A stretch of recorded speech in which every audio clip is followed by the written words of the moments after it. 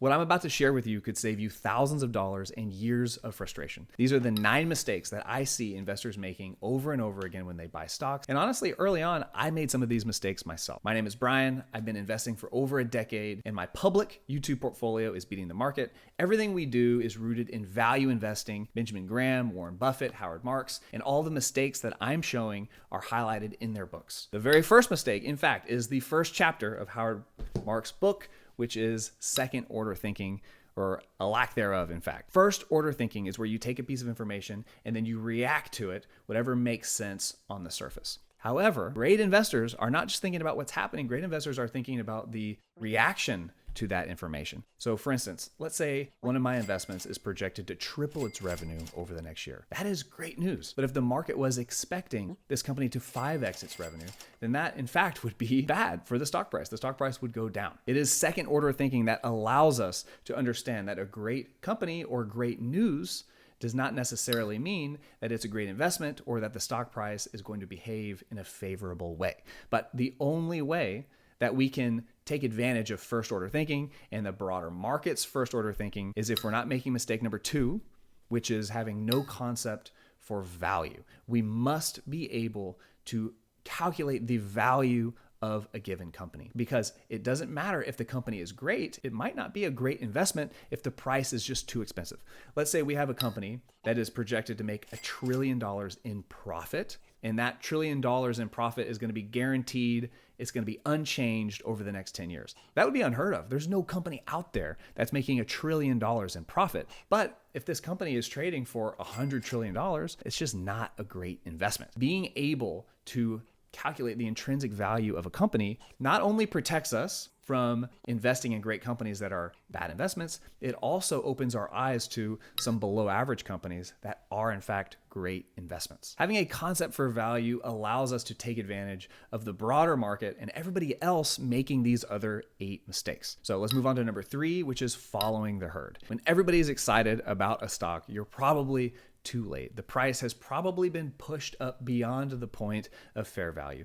And when we see bad news about the economy, how there's about to be a war, the economy might go into a recession, all of these predictions push the herd to go in one direction. As humans, we are genetically wired to follow the herd. It is so difficult to break away from this. In fact, there is a famous social experiment where researchers put one person in a room of 10, where the one subject thinks that everybody else is a subject, but in fact, the other 9 are actors. And then the scientists or the researchers will say 2 boxes, one is obviously bigger than the other. And when they ask which box is bigger, the 9 actors point to the smaller one. And then the one subject is heavily pressured to change what they know to be true and follow the herd. Roughly 50% of the people in the experiment actually disbelieved their own eyes and followed the herd. And this also happens in investing. When we see information come out in the news about how the economy is going to go into a recession, it is so easy to sell our stocks and prices in the market go down. It's really hard to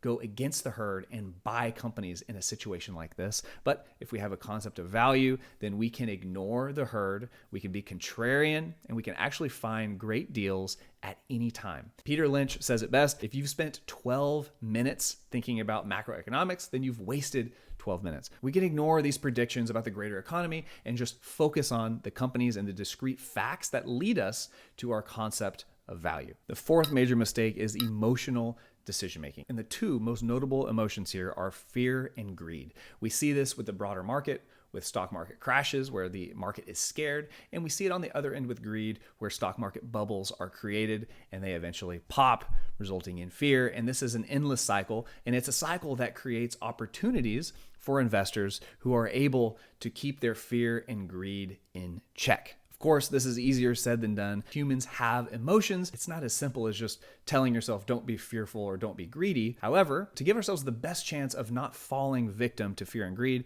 is to not make the 5th mistake, which is overextending ourselves. If we have too much of our money invested in the stock market, and then we have some real life problems that come up where we need some cash to solve these problems. Maybe we wreck our car, maybe we have to repair our AC unit in our house. But if we have all of our money invested and then the stock market starts to come down, all of a sudden I'm getting a little bit nervous. I'm thinking, oh my gosh, I need cash. All of my investments are in the stock market and they're losing money. I need to sell now. Making the mistake of overextending sets us up to make other mistakes like reacting to fear and greed or following the herd. And there's other ways to overextend. If you are making the sixth mistake, which is diversification, then you could be overextending into one particular company. It is so important to have a balanced portfolio, to have enough holdings so that if one company does not go your way, then it's not going to tank your entire portfolio. The thing about investing is it is probabilistic. There is no way to guarantee that any one company is going to do well. We can have the odds in our favor, but sometimes the odds don't go our way. So the only way and the best way to handle the probabilistic nature of investing is to be diversified. Now, there's a lot of debate on how much is too much diversification, what's not enough. And what I have found is that I should hold as many companies as I can reasonably keep track of. When new information comes out, when the company's story changes, I want to be able to react accordingly to the most recent information. And if I have 100 different stock picks, then there is no way that I have the time to keep track of 100 different companies. Investing is a long-term endeavor. I'm going to be invested for decades. And if I have way too many companies to keep track of, I'm going to be more likely to make mistakes and lose the advantage that I built for myself over the market by not falling for these other mistakes, but also putting all the hard work into finding value companies. This brings me to my next big mistake, which is short-term thinking. Many investors think that they should be reacting to the market in the short term, but it is impossible in the short term to consistently predict where the market is going. Benjamin Graham says it best. In the short term, the stock market is a voting machine.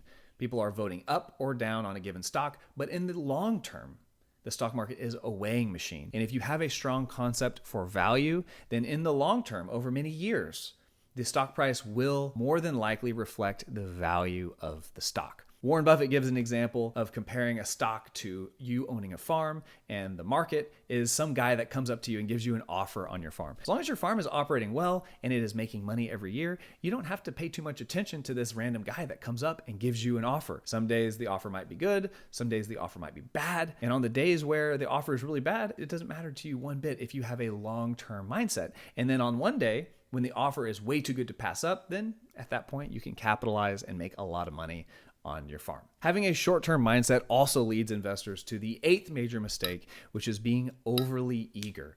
The great thing about investing is that you can wait for the perfect pitch. You're never going to strike out if you don't swing. Like in baseball, if a strike comes your way, you're going to get punished if you don't swing. But in investing, you can let strikes go by. You can let wild pitches go by. You can wait until that perfect pitch comes your way and you're actually confident that this company has a strong value, it's undervalued in the market, it has low risk. You can wait for all of the characteristics that you want and then make an investment. The opportunity cost is not huge with investing. You can put your money in a money market account and make 4%. The average stock market return may be 10%, but that's just average. It's not guaranteed. The market may go down some years, the market may go up some years, and you can have your guaranteed 4% until you see a company that you are extremely confident in. There are two types of bad scenarios here. Either you don't swing on a great pitch and thus you're getting your opportunity cost, which isn't so bad when you can have your cash in a high yield savings account or a money market account where you're at least making 4% every year.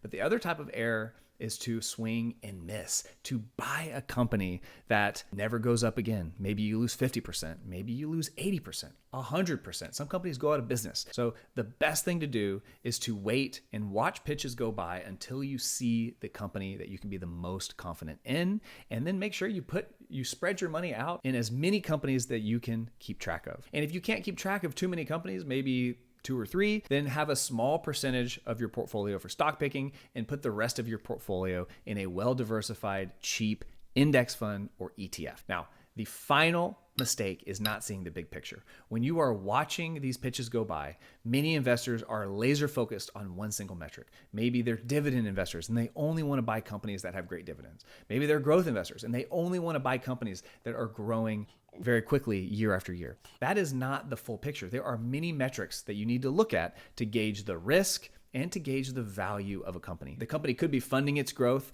by issuing too many shares, which dilutes shareholders, or they could be paying this big dividend that's not supported by their cash flow. And they're really just on a crash course, hemorrhaging money by paying their dividends. But to fund the dividends, they're having to pull out more debt or issue shares. There are many metrics that we have to pay attention to as investors to make sure that we are getting a strong company and not just investing in our pet metric. To invest effectively over many decades, we have to have a big picture and see everything we can about a single company. We can't just focus on what the analyst report is. We have to look at the income statement, the balance sheet, the cash flow statement, the Q&A sessions every quarter. If you're interested in putting in the work and doing this level of due diligence, calculating the intrinsic value of a company before you invest, then tune into my live stream every Wednesday where we invest in a new company every single week for my public YouTube portfolio series. I hope to see you there.